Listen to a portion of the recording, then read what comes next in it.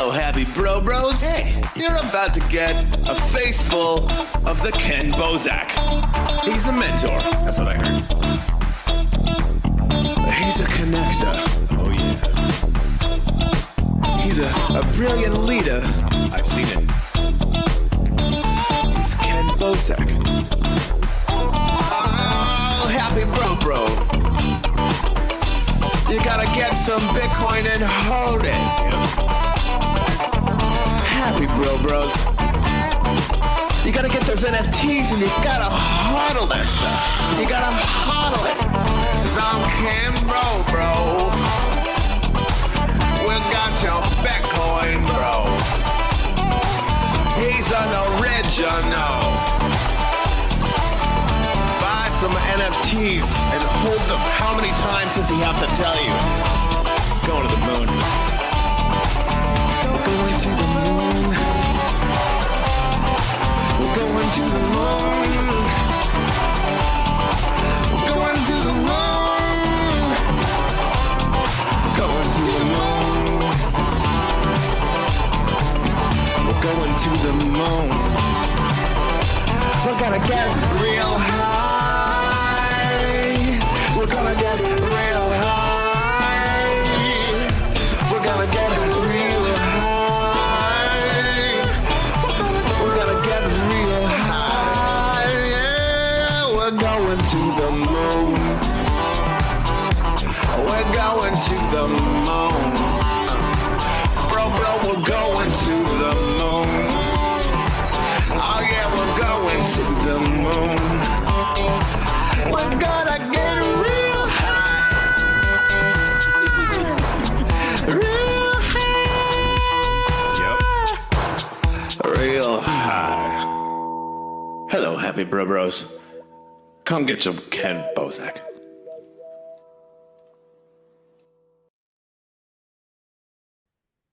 And we're live. I don't know if I like the new OBS. OBS 32. This updated on me last night. And it's all different now. So, guys, let me know how the quality is coming through. Audio check, video check, comment below, please. OBS decided to update. And everything looks good, but it totally looks different now. So I just want to make sure decibel levels sound good and... your default speaker has changed. Yeah, okay, cool. Whatever, computer. Thanks, everybody, for tuning in. Hashtag not another Bitcoin podcast. I got my co-host with me, Double O Tats. How goes it, bro? Yo, what's up, man? You know what it is. Double O Tats in the building. The Black Chains mom with the tattoo gun. What's up, bro? Not much. Just enjoying this hump day, as always, surviving. We have our remote guest transmitting in, Penguin from Azos. How goes it, bro? Doing great. Penguin in the house. What's happening? Not to be confused with the Penguin. That guy's not a good guy. That's It's true. like whenever you add the in front of anything, it almost always becomes villainous. You know what I mean? Like there's Penguin, cool, my bro from Azos, and then there's the Penguin, who's like, oh god, the criminal murderer from like Batman. And if you throw it in front of anything like the Double O Tats, it just doesn't. It sounds like a bad guy from like a weird anime, right? Like Cowboy Bebop villain or something. The Double O Tats. Cowboy Bebop. Because it's like 007, I feel like Cowboy Bebop would be a 00 entendre. Yeah, nah, for real. For sure. So I guess we can start at the beginning, and when we finish, we'll be at the end.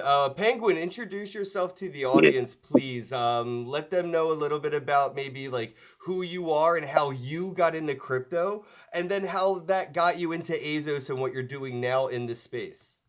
Sure. It's been a pretty crazy couple of years. I've been in the space since 2019. But traditionally and before that, I'm a scientist and a developer. So I actually was a bioinformatics scientist. I wrote some of the first software for cancer diagnostics. I actually wrote some of the first software that detected AML and ALL cancers and was responsible for bringing the survival rate from 6% to 36%. So saving 30% of people that have blood cancers that have actionable problems.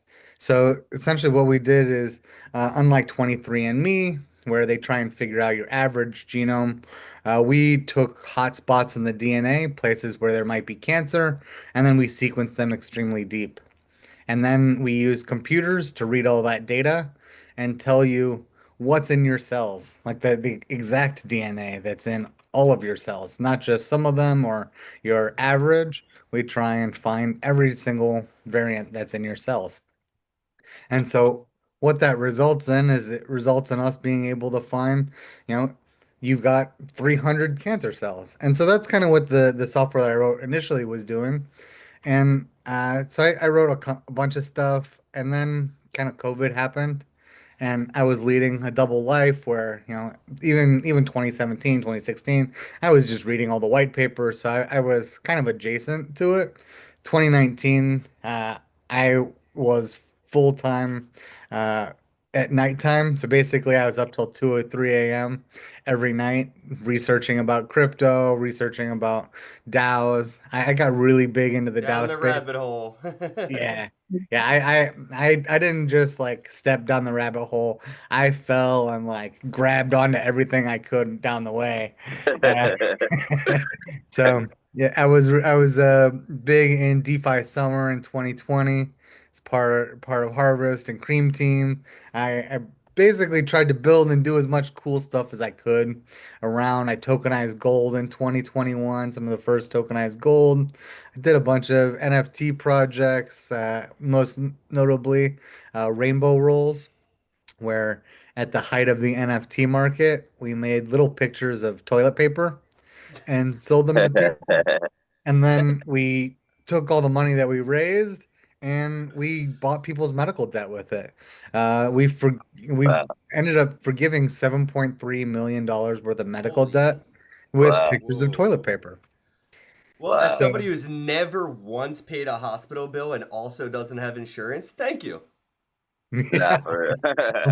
100%. And so, I mean, this is 2020, so 5,000 families, the first interaction that they got with blockchain was a letter saying an NFT project on Ethereum bought and forgave your medical debt. That was like 5,000 people's That's first awesome. interaction with blockchain. Wow. Wow. And surprisingly enough, or maybe not, we actually got attacked for doing that.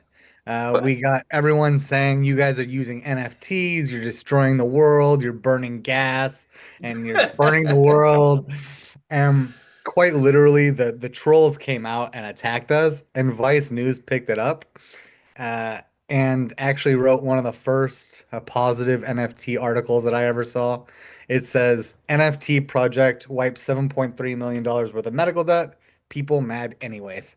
Yeah. Uh, I man. guess And I guess you could have tried to set aside like the carbon admission like a way to pay the carbon tax for the NFT weight and whatever, but yeah, that's insane. You can't make anybody happy literally these days.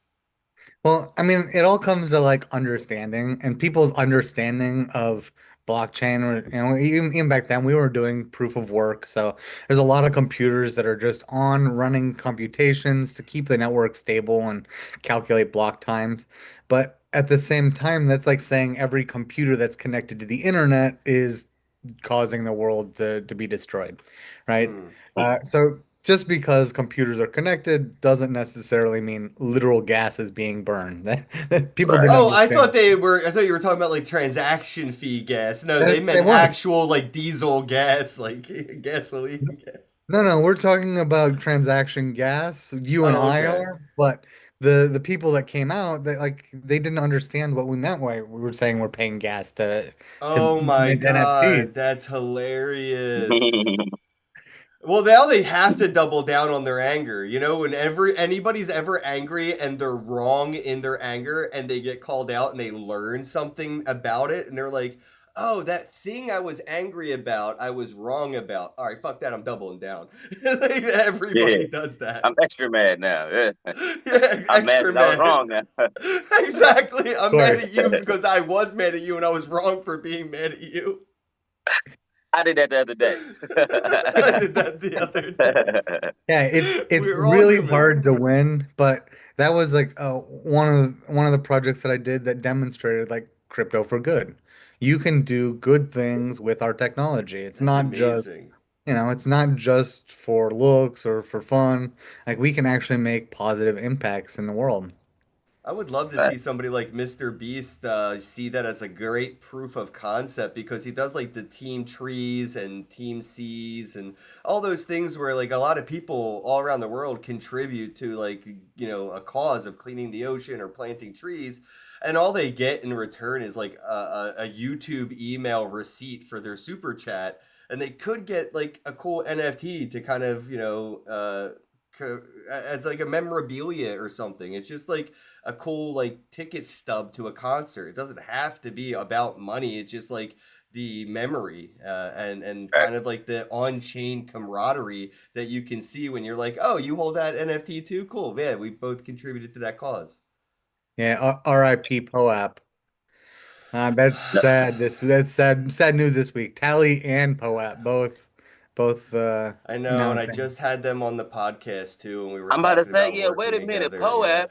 Yeah, but Put now put me put and put. Bobcat are working on something. I don't know if I can say the name out loud, but something's gonna happen. Me and Bobcat have something. We're working on something. Okay, awesome. Because that's like one of those parts of my heart, Like I love my POAPs. They're literally a part of everything I've done since 2020, 2019. I've got POAPs for every single event and thing I was part of.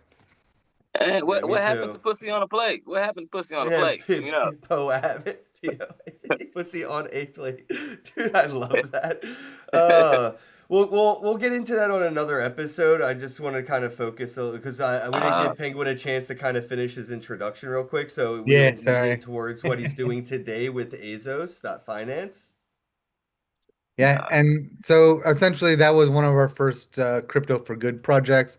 I worked on it with my co-founder Joshua, and it was one of the projects that, it's in the Green Pill Network book. It's a lot of people knew it and were impacted by what we had done, the crypto for good.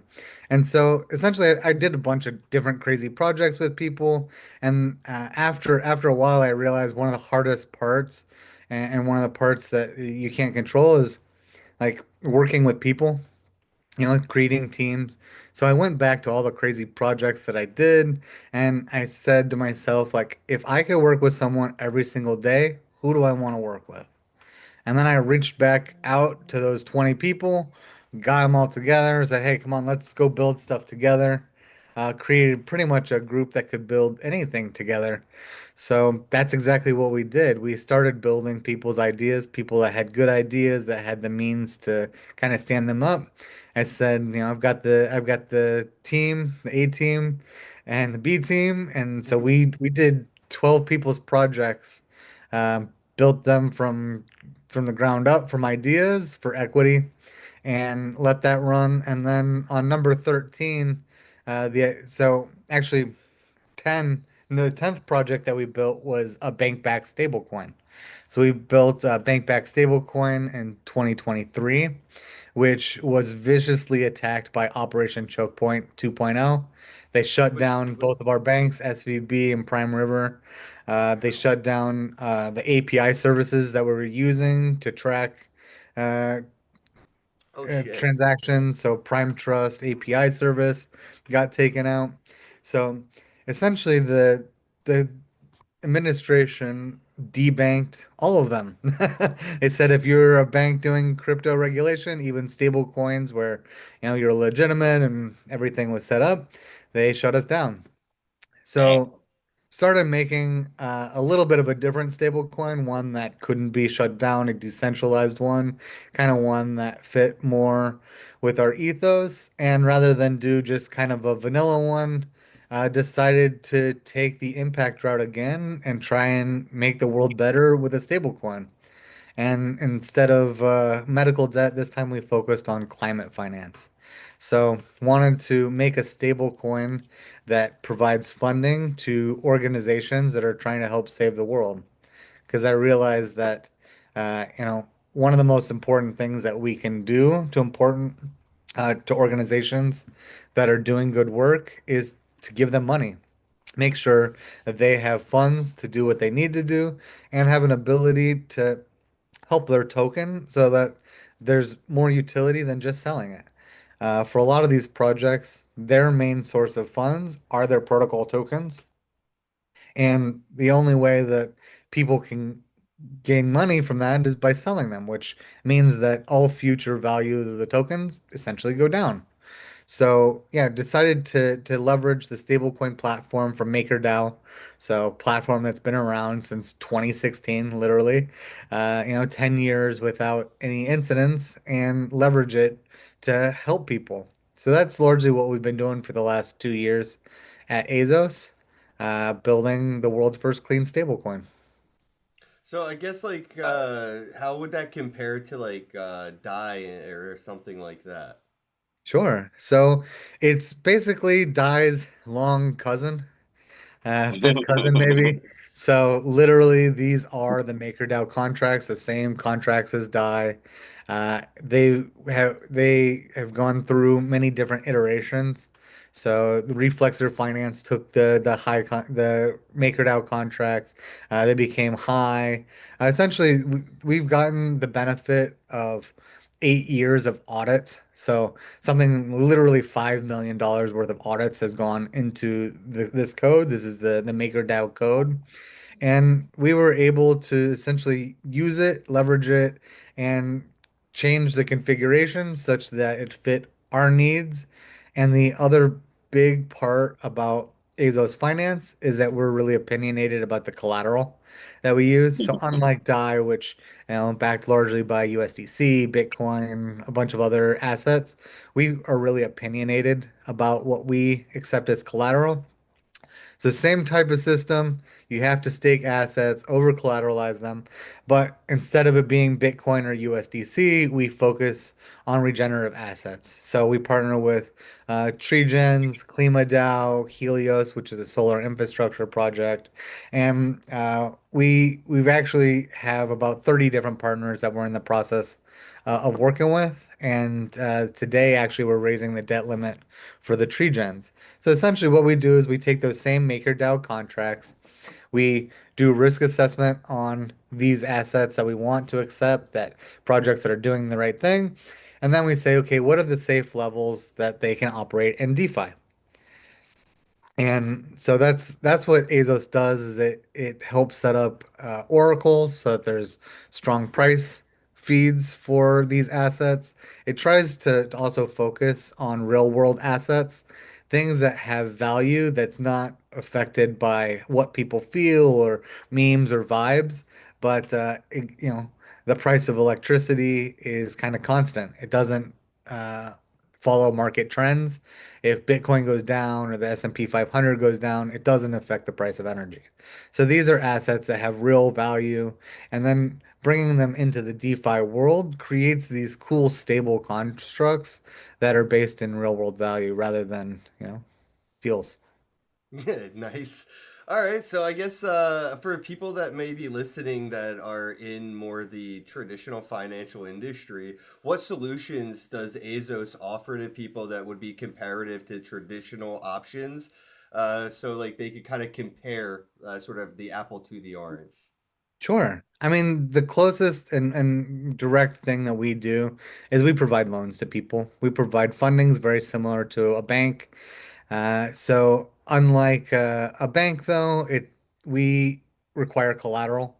So we provide permissionless loans. So what that means is, unlike a bank where you've got to go in there and KYC and they run your credit and do all this stuff, and before you get any money, and then your credit is on the line.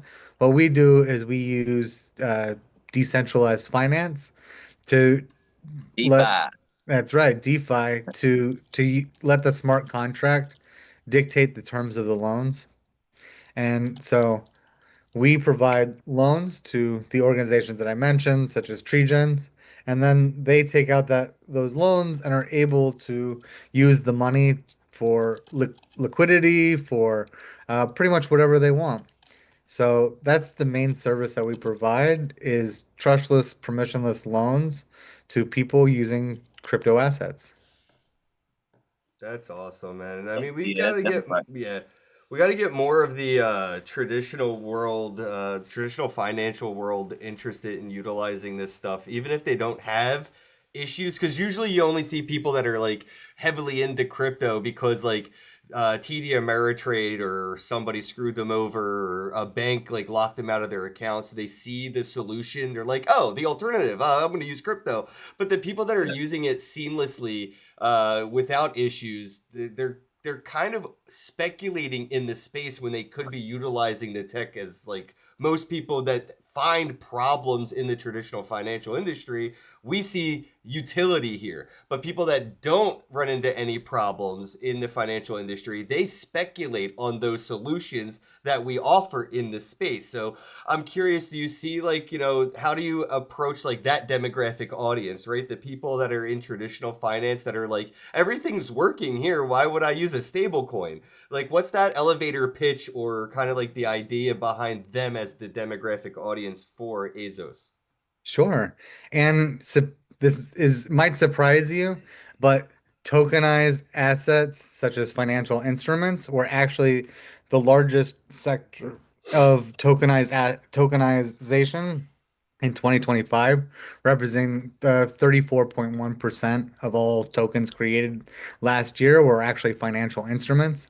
JP Morgan themselves actually did a $100 million fund last year where only accredited investors could participate. So they see the value. They are coming. The actual tokenization stuff has matured to a point where BlackRock and Larry Fink are claiming everything will be tokenized. So we're into a future where the traditional finance people have seen it. They were outside of it, so they attacked it at first. That's kind of the method, right? Is first they mock you, then they attack you, then you win, right? Yeah. Every But time. we're kind of in the phase where they've already attacked us. Now they're trying to take over and recreate a lot of these traditional finance things on chain with private blockchains, a lot of things that the technology is kind of the same, but the ethos and the spirit and everything that they're doing is still traditional finance. So I think that we'll still be outpacing them for a lot of things just because cooperation works really well. But I think to answer your question, a lot of them are maturing and stepping into this space. They see the value of markets that are open 24 hours. They see the value of decentralized Well, exchanges I where would say that people, goes B to yeah, B, but not so much P to B, right? Like I would say like the right. end users on like TD Ameritrade, maybe they're not seeing the utility, but TD Ameritrade is seeing it, right? And then that's what I'm saying. Like, how do we get those end users to just decide to, opt out of, what's working traditionally and opt into what the traditional industry is opting into, which is blockchain, right? We see the RWA stuff like coming.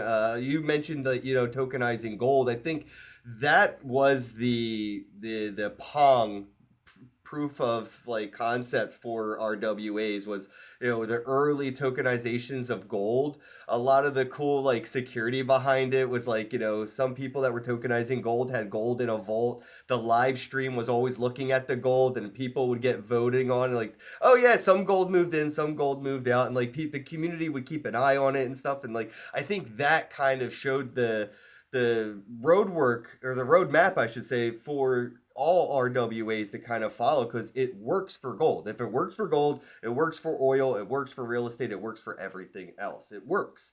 But for the end user, the people, just like the every average person using, financial platforms, I feel like they're still at that stage where like they're not utilizing it outside of the centralized platforms that are utilizing it. Even if, for example, TD Ameritrade started using blockchain technology on the back end for all of its stocks and usernames are tokenized and it uses like a hash handshake or something like SHA-256 in the transactions and stuff, that will be great on the back end, but the end users aren't aware and they're not actually utilizing it. They're still speculating on it with like their Coinbase app even though they're on TD Ameritrade buying stocks. Is there like a way that you see, sort of, especially with AI, where like if I gave Claude the TD Ameritrade application, and said, "Hey, take this apart and rebuild it, make me my own." There's really like no incentive for a singular marketplace to have like a share of anything, because if I like the marketplace, I just copy paste it into Claude and now I have my own marketplace. Like I don't have to use your marketplace. I can get around the fees. Do we see like do you see a point in time where like, investors become the platforms where I don't need a TD Ameritrade account? I just have one through like a Claude, script, a prompt. I can prompt my way into that ecosystem. I think that change happens a lot slower than we want it to. And even though like larger organizations are starting to adopt crypto, it's always really hard to get the masses to fully understand things. Like even if we consider like the internet, right? Like I wonder how many people understand how websites and the internet work. And literally you don't need to. Like I think that's one of the big points of it is what people need to get to is they need to get to a place where they can use crypto without having to think about it and having to understand like a whole new language, which unfortunately it is. I joke that especially DeFi can feel like a different planet to people. So like I'm not just trying to explain how a bank works to people. I'm trying to explain staking, token approval. Like there's so much that a Yeah. normal person needs to understand and grok before they're at a Right. usable level that it's really hard. And we've continued to try and innovate with account abstraction, gas payers, paymasters, and things like that. So I think that's probably where we'll see the mass adoption is when the blockchain disappears and people can just use it without having to think about it. That's probably I, when we'll I just see. hope that Right. we Yeah. don't stay banked, right? Like we want everybody to be their own bank. We want to make it possible for people to, do what banks do. When you store your money in a bank, your money is used to make more money, and then the bank takes that money that you gave it and take that money that it made, and they keep that as the profit, and they give you back your money if they want to, because you have to ask for permission. We want to kind of create that there could be like 7 or 8 billion banks, people that are banks that can do what banks do. I don't want people to have to use a platform. That's why I'm hoping when with the ease of AI copy paste and forking platforms, we see people going, "Oh, I could totally be my own Wells Fargo. Why would I, store my value there, or my money there, or use, that there, when I could use, something where my money actually makes me money, and I don't have to spend my paycheck. I could spend what my paycheck makes." Right, right, right. And I got a question about, Azos too, because it sounds like it's operating almost like a bank. And I wonder if you guys have some like a credit card or debit card thing for that's for like the end user, everyday type vibe. So we'll be there eventually, right? I mean, we've got a stable coin, so it can be spent, but right now we're not currently we don't have a debit card or anything like that. It's one of the things that we'll probably have this year. I imagine this year or within the next 12 months. Yeah, I've seen so many announcements. MasterCard, Visa, every platform project's partnering. I think, that wave is, like you said, this year we're going to see a lot more payment processing and credit card, debit card kind of partnering with projects. They need to fix And their reward model, man. Like, it's kind X Elon Musk just came out with a debit credit card that's making fun of everybody from American Express down, and like making them all look bad on the percentage of like what you can earn back on like your spending. I feel like they're gonna all the other traditional cards have to find a project like Azos to partner with. I mean, it's one of the things where banks really shot themselves in the foot. They dropped people's interest rates down to like 0.1% APR. People essentially need to find these to be able to survive inflation. Dude, a Walmart credit card gives you better interest. Like you could literally get a Walmart credit card and have a better return on spending power than you would using like a Wells Fargo card or whatever. It's kind Yeah. of funny. It's funny. It's scary because I think that's a sign of like, recession type conversations where you look at the economy as a whole and there's indicators, and those are some of those like indicators that some economists are like saying is like kind of irreversible, and I think that it is traditionally irreversible. But alternatively, with this new technology, this new financial industry to kind of save it, I think crypto is going to be responsible for what would be called in probably 3 years the next bank bailout. We as like the industry of crypto are gonna bail out the legacy financial banking industry when that house of cards falls. Like it's I think that's what this is gonna come down to. Like crypto is the Superman of finance because it's so bad that it would technically be irreversible. Like we're heading in the like Roman era, like end of civilization type conversations because of the economy. Just looking at the economy is like, oh, this is bad. Like this is pretty, and then you're like, oh wait, no, there's a solution. There's a cure to this financial illness that is crypto and blockchain technology, and I think it comes down to the fact that everybody's a winner in it. Like it's cyclical in the sense that even the end users, the miners, the nodes, the develop, everybody that's utilizing it is rewarded in some sense.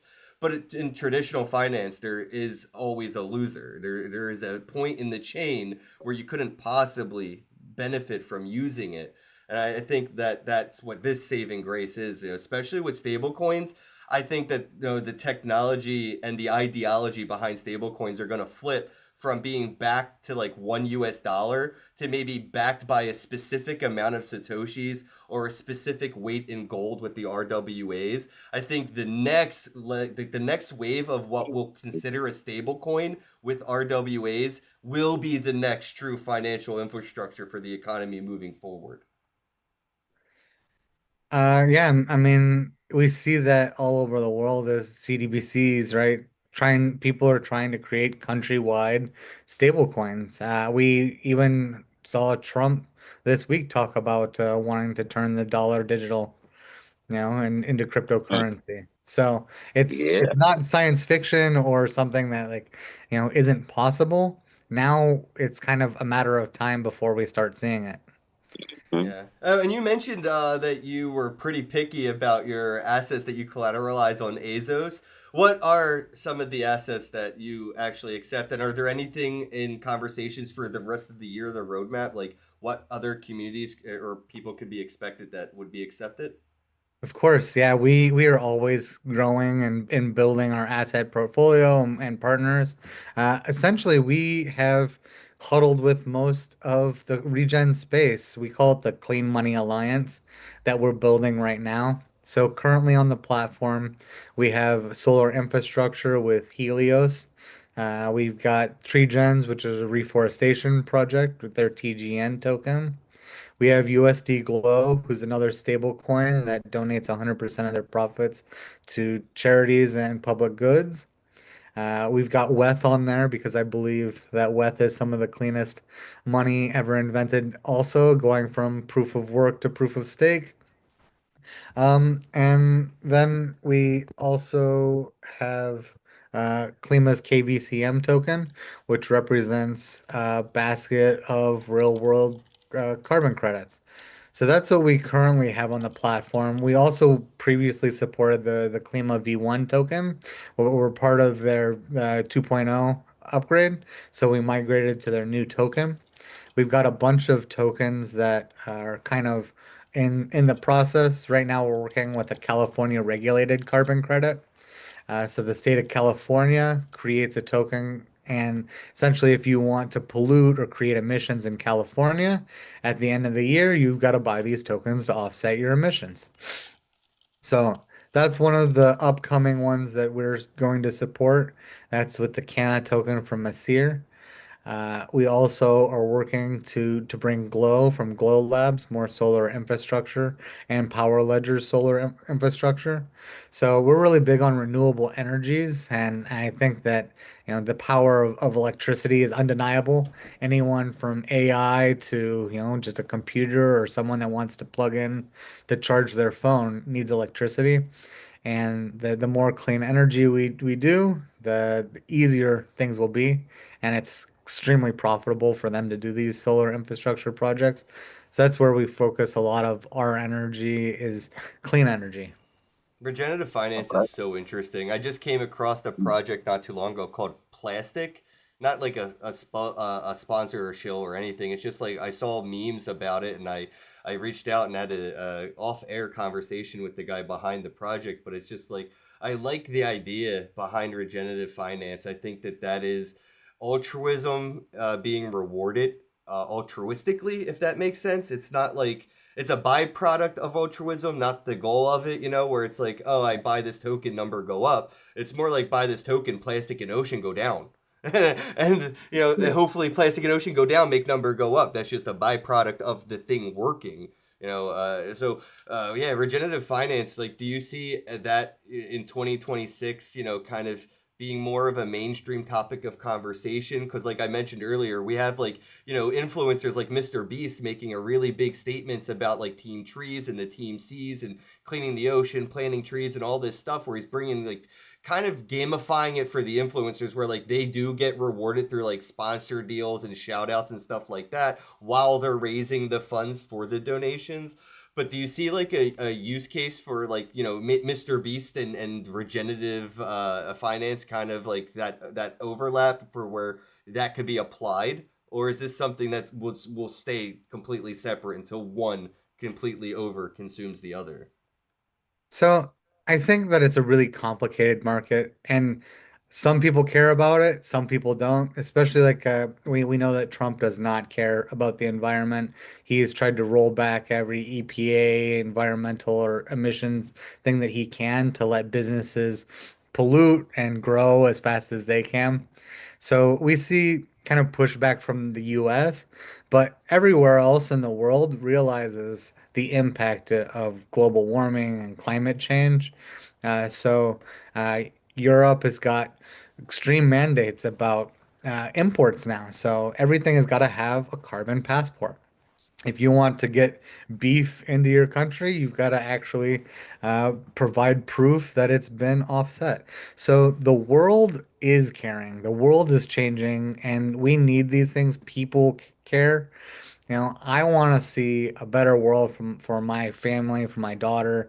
I want the future to realize that we cared and we made a difference in what they have. And one of the things that really stuck with me is that, it's not so much that our children inherit the world from us, it's that we're borrowing the world from them. Yo, you know And what? I'm coining this phrase live. Regenerative Cross. It's a Red Cross regenerative finance competitor that will actually prove that we pay for houses that are damaged during hurricanes, because there's people still during like Hurricane Katrina that weren't helped by the Red Cross, but the Red Cross said they helped them. You know what I mean? So like, I think that would be a cool, proof of concept. Somebody should come out with like that regenerative cross. yeah, I Yeah. mean, that's one of the reasons that we started doing this is because I realized that there are a lot of organizations doing the right thing. And one of the hardest parts for almost all of them at getting started and growing is funding. They want to do the right thing, but they don't have traditional assets that a bank is going to give them loans with. They might have millions of dollars in carbon credits or these other things that are either illiquid or they don't translate to money that they can spend today or that they need to continue doing their critical work. Hmm. So that's one of the key premises and theses for Azos. Give them money so they can keep doing the things that we all need them to do. Mhm. Okay, so has there been any like challenges or roadblocks that Azos been facing? Like whether what does 2026 look like for Azos, whether tech or legal? Sure. I mean, there's no business that doesn't have challenges. Especially being in DeFi, it's a very adversarial world.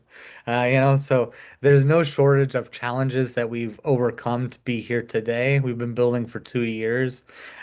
Even regulatory issues are something that we take a lot of concern and pride with. So getting Mika compliant, doing our Genius Act stuff because we're actually outside of traditional stable coins even.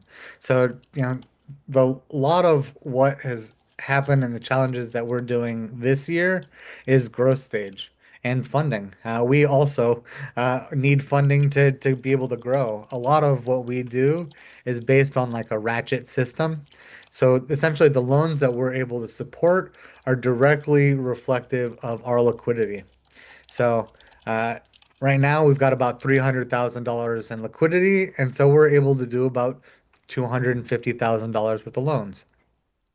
Um, it's really critical that our metrics and other things fit together. And I want to give an example that happened last week with KVCM token because it demonstrates everyone coming together and some of the challenges and how we work together. So KVCM, they announced last week about their new platform and incentives there. And they actually had one of their largest holders dump on them, Oh sold a bunch of shit. tokens, and it tanked the price 50%, literally over an hour. Mm. 50%, very large drop. So in a normal DeFi protocol, that would have just caused cascading liquidations. Anyone that had loans outstanding on those would have just gotten liquidated, and it would have just dumped the price even further. But uh, one of the things that we did is because we're a person first DeFi program, we actually paused our liquidations. I reached out to the people that were about to be liquidated and said, look, I need you guys to fix your positions because we don't want this KVCM liquidation stuff to start going through.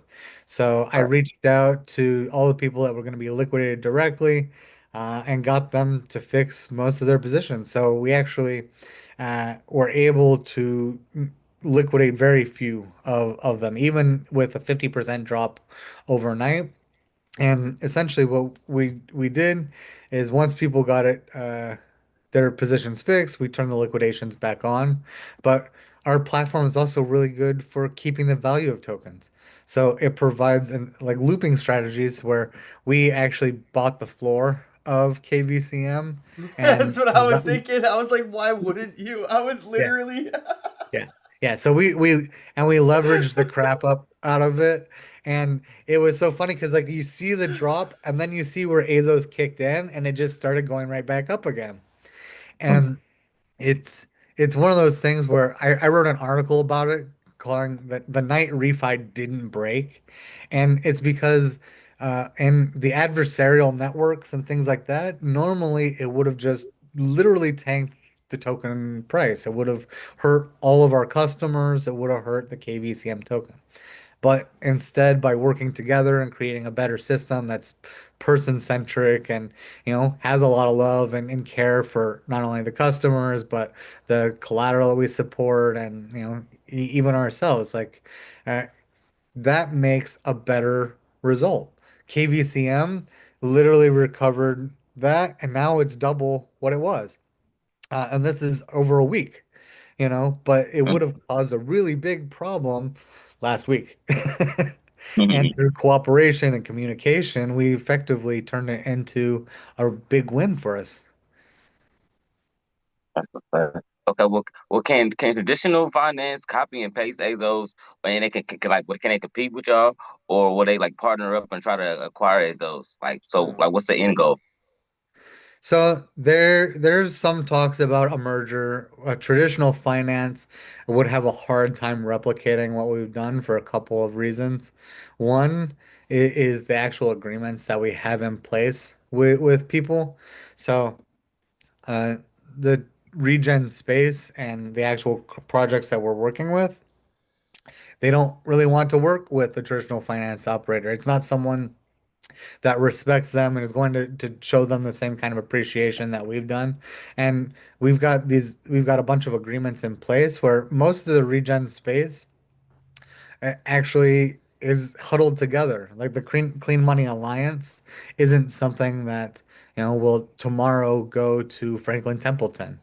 These assets that we're using as collateral and accepting aren't something that traditional finance is going to overnight see the value of. It's Right. something that, it's taken 2 years to build. The regulatory requirements for stablecoin stuff and even just the understanding of the technology is not easy. It's something that uh, will take a while. We've got a couple of technical notes, such as our oracles and everything that gets set up that way.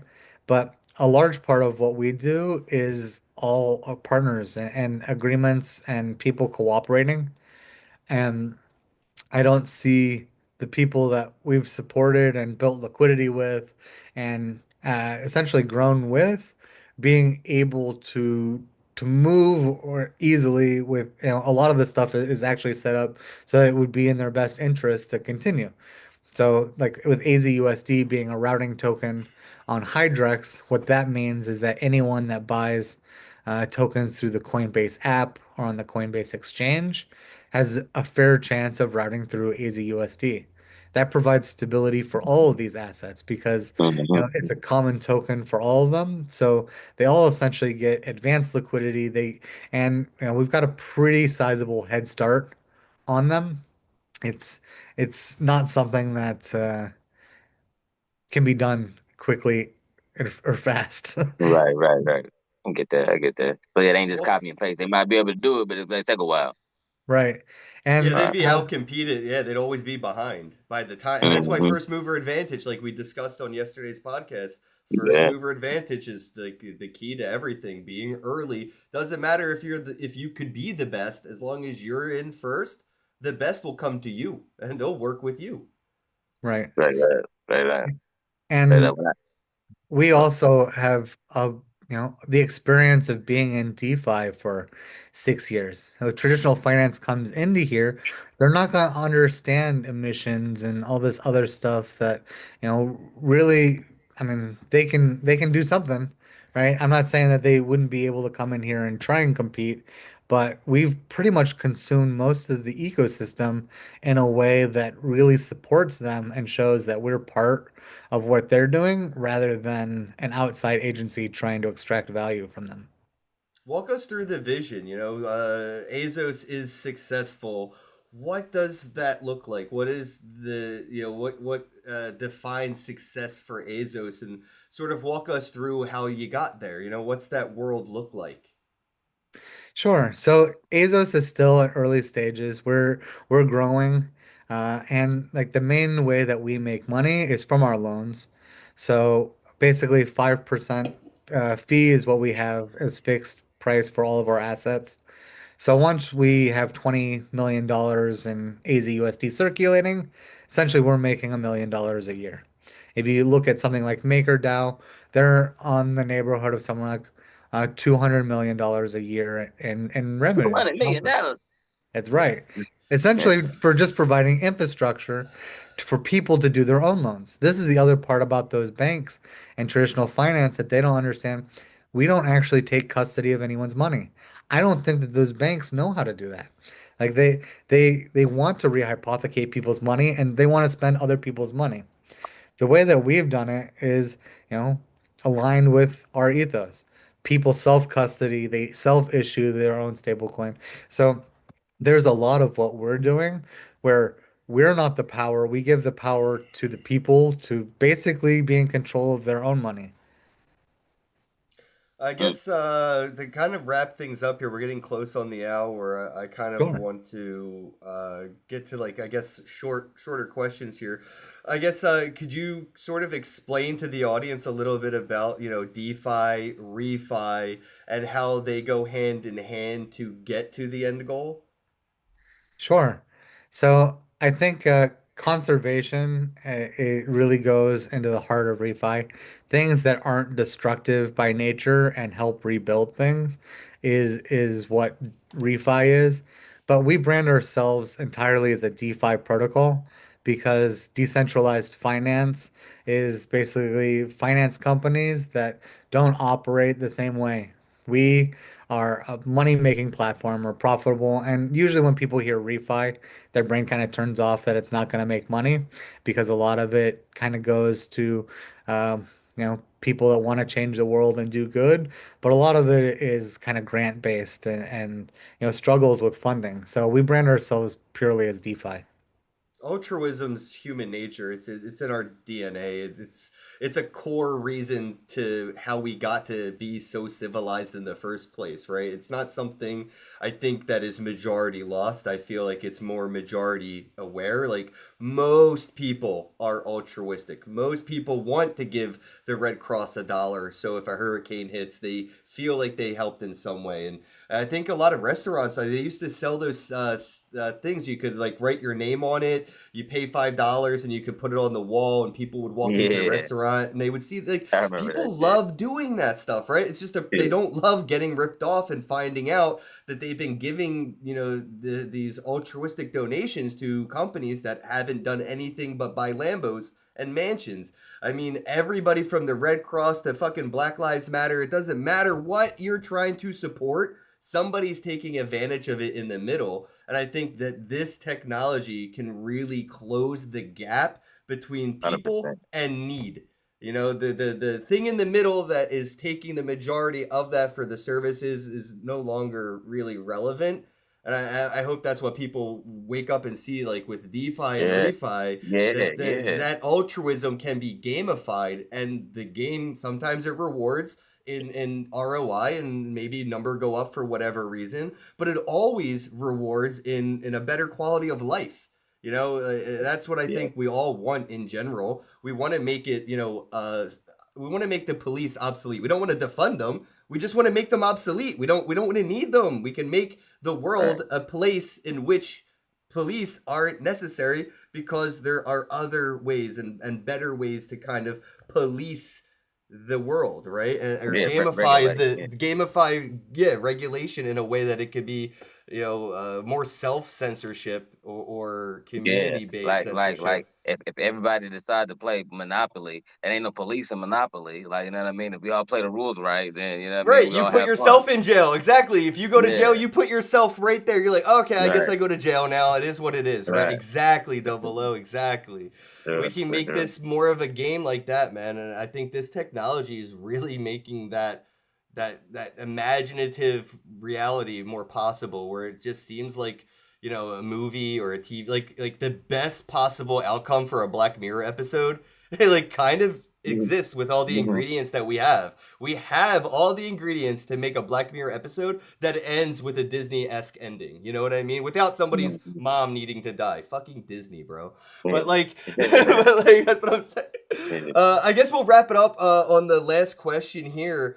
I guess to kind of wrap it up, why should I or anybody, right? Why should I use Azos, and what's in it for me outside of yeah, trying to make the world a better place, right? Like, is Sure. is there is there a reason for people that may not care about the regenerative side of things, and maybe there's another benefit outside of that for them to like focus on? Maybe we could trick people Of into course. being altruistic. Yeah, I mean, I can't believe I didn't lead with this or say this until the last 2 minutes, but like when I talked about Hydrex, like we have over 100% APR on some of our pools. Holy So shit. Mm, yeah, there's significant yeah. incentives and Okay. emissions being thrown at a lot So of the greedy things that we're people can doing. help change the world too. Hell yeah. Exactly. Yeah, and that's what it really comes down to is that for people to change the world, they've got to be incentivized to do it. Yep. They've got to 100%. understand I'm gonna get something for doing this. And so that's largely what we've done was we tried to make a platform that's gamified. So we've got achievements, and I tried to make DeFi as fun and direct as possible, but also, we're an early stage DeFi protocol. We're going to give away 30% of all of our tokens. So there's a significant amount of emissions and incentives that go into a lot of what we do. So we're not just helping the world, we're also giving people money and helping fund our launch. We do that by making sure that people are here and incentivized to be here. Yeah, you could either try to make the world a better place and accidentally make money, or you could intentionally try to make money and accidentally make the world a better place. That's Exactly. Azos.Finance right there, bro. Yeah, I love that. yeah, that's Let fine. people know where they could find you on social media. If you have a community, how they can get involved, and let them throw out the socials and the websites and all that. Thanks, Ken. Yeah, so on X, we're Azos.Finance, Azos. You can find us on Discord as our main channel. We also are on Telegram, t.me/Azos.Finance. Yeah, we're on Farcaster a little bit, but our website is also Azos.Finance. You can learn more. My name is Computers.